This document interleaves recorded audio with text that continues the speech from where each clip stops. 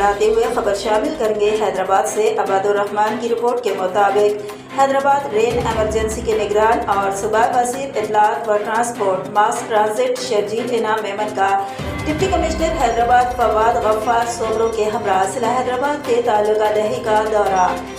حیدرآباد صوبائی وزیر شرجیل انعام میمن نے تعلقہ دہی کے گاؤں درگاہ عثمان شاہ اور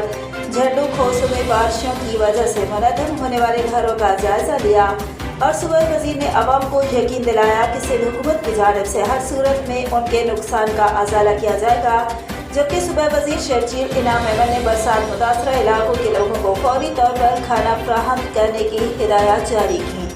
مزید خبروں اور اپڈیٹس کے لیے دیکھتے رہیے ٹوڈے نیوز HD۔